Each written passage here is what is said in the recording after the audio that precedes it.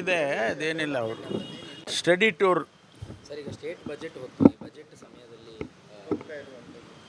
ಅಲ್ಲ, ಅವ್ರಿಗೇನು ಕೆಲಸ ಇಲ್ಲಲ್ಲ, ಬಡ್ಜೆಟ್ನಲ್ಲಿ ಏನು ಕೆಲಸ ಇದೆ ಅವ್ರಿಗೆ?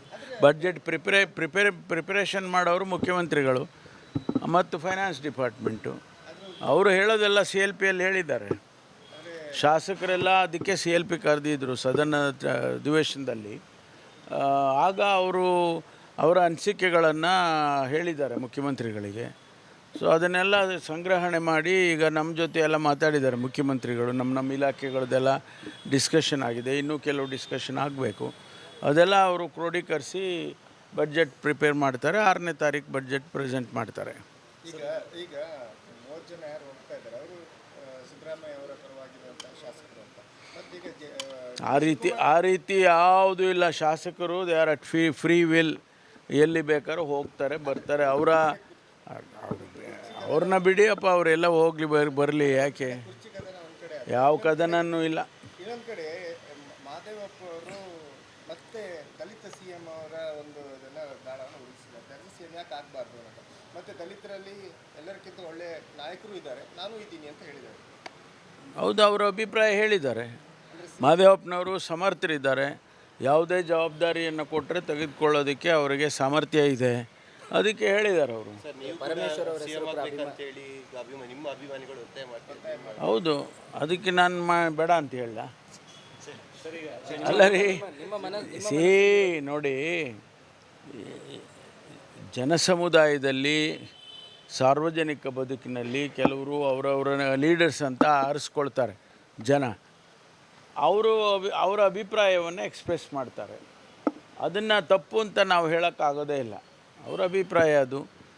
ನಮ್ಮಲ್ಲಿ ಒಂದು ವ್ಯವಸ್ಥೆ ಇದೆ, ಹೈಕಮಾಂಡ್ ಇದೆ, ಸಂದರ್ಭಗಳಿದ್ದಾವೆ. ಆಗ ಹೈಕಮಾಂಡ್ನವರು ತೀರ್ಮಾನ ಮಾಡ್ತಾರೆ.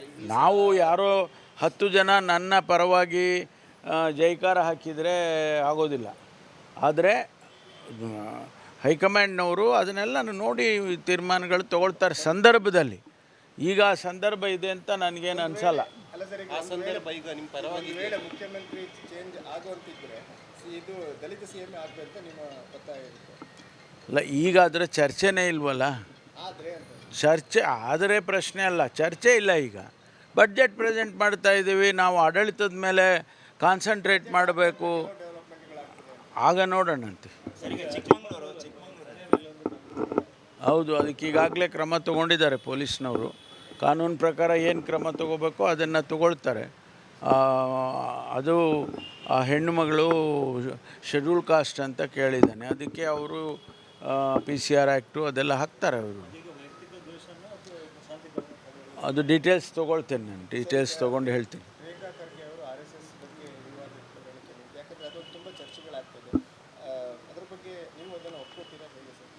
ಅಲ್ಲ ರೀ, ಅವ್ರು ಹೇಳಿದ್ದಕ್ಕೆ ನಂದೇನು ಒಪ್ಪಿಗೆ ಆಗಬೇಕು? ಅದು ಅವ್ರ ಅಭಿಪ್ರಾಯ, ಅವ್ರು ಹೇಳ್ತಾರೆ. ಹಾಗಲ್ಲಪ್ಪ, ನನಗೆ ಆದಂಥ ಅಭಿಪ್ರಾಯಗಳು ಇರ್ತವೆ, ಅದನ್ನು ನಾನು ಎಕ್ಸ್ಪ್ರೆಸ್ ಮಾಡ್ತೀನಿ. ಅವ್ರಿಗೆ ಆದಂಥ ಅಭಿಪ್ರಾಯ ಪ್ರಿಯಾಂಕಾ ಖರ್ಗೆ ಅವರಿಗೆ ಇದೆ, RSS ಬಗ್ಗೆ ಇದೆ, ಅದನ್ನು ಅವರು ಎಕ್ಸ್ಪ್ರೆಸ್ ಮಾಡಿದ್ದಾರೆ. ಅದಕ್ಕೆ ನನ್ನ ಹೇಳಿಕೆ ಅಗತ್ಯ ಇಲ್ಲ ಅದಕ್ಕೆ.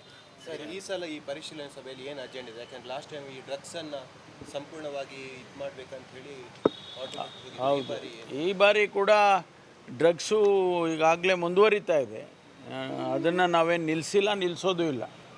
ಎಲ್ಲಿಯವರೆಗೆ ಅದು ನಡೀತಾ ಇರುತ್ತೆ ಅಲ್ಲಿವರೆಗೆ ನಾವು ರೆಗ್ಯುಲೇಟ್ ಮಾಡಲೇಬೇಕಾಗ್ತದೆ. ಎರಡನೇದು ಲಾ ಆ್ಯಂಡ್ ಆರ್ಡರಿಂದ ಇಲ್ಲಿಗೆ ಮಂಗಳೂರಿಗೆ ಏನೆಲ್ಲ ನಾವು ಮಾಡ್ಬೋದು ನಮ್ಮ ಇಲಾಖೆಯಿಂದ ಅಂಥೇಳಿ ಒಂದಿಷ್ಟು ಚರ್ಚೆ ಮಾಡ್ತೇನೆ. ಮತ್ತು ಇಂಟರ್ನಲ್ ಕೆಲವು ವಿಷಯಗಳಿರ್ತವೆ, ಇನ್ಸ್ಟ್ರಕ್ಷನ್ಸ್ ಕೊಡುವಂಥದ್ದು, ಅದನ್ನು ಕೊಟ್ಬಿಡ್ತೀನಿ. Thank you. ಸಾಕು, ಬನ್ನಿರಿ, ಆಮೇಲೆ ಮಾತಾಡೋಣ. ಇಲ್ಲ, ಅವ್ರು ಯಾಕೆ ಹೋಗ್ತಾ ಇದ್ದಾರೆ ಅಂತಂದರೆ ಯಾಕೆ ಹೋಗ್ತಾರೆ ಗೊತ್ತಿಲ್ಲ ನಮಗೆ. ಅವರು ಇಂಡಿವಿಜುವಲ್ ಆಗಿ ಅವರ ಡಿಸಿಷನ್, ಅದು ಅವರ ಹಣದಲ್ಲಿ ಎಲ್ಲಿ ಬೇಕಾದ್ರೂ ಹೋಗ್ಬೋದು ಅವರು.